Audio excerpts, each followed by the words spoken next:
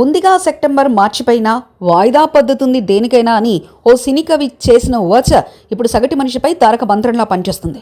ఆ పాటలోని మిగతా సాహిత్యాన్ని వదిలేసి వాయిదా పద్ధతుంది దేనికైనా అంటూ ఒకదాని తెగ వాడిస్తున్నారు. ముఖ్యంగా వస్తు సామాగ్రి కొనుగోలు విషయంలో వాయిదాల్ని నమ్ముకుంటున్నారు. దాన్ని ప్రస్తుతం మార్కెట్ పరిభాషలో చెప్పాలంటే ఈఎంఐ.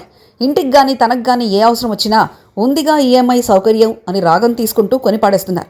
మన దేశంలో మెజార్టీ జనాభా మధ్యతరగతి వారే.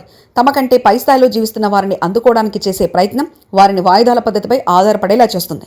ఈ క్రమంలో ఈఎంఐ పద్ధతిలో నెలలా చెల్లించవచ్చు కదా అనే ధీమాతో కింద మీద చూడకుండా కొనుగోలు జరిపేస్తున్నారు. కానీ నెల తిరిగేసరికి ఈఎంఐల భారం కళ్ళు తిరిగేలా చేస్తుంది.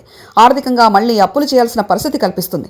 పరువు కోసం పాకులాడే మధ్యతరగతి ప్రజలు తమకొస్తున్న ఆదాయాన్ని అవసరాలకు సరిపెట్టుకోవడంతో ఆగకుండా ఇతర కోరికలు, లగ్జరీలకు అప్పుల మీద అప్పులు చేసేస్తున్నారు.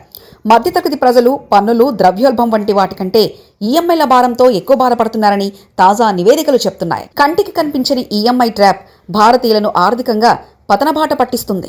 మధ్యతరగతి ప్రజలు సంపాదించడం, అప్పులు చేయడం, వాటిని చెల్లించడం, ఆ గ్యాప్ పూడ్చడానికి మళ్ళీ అప్పులు చేయడం, ఇలా అప్పుల చట్రంలో చిక్కుకుంటున్నారు.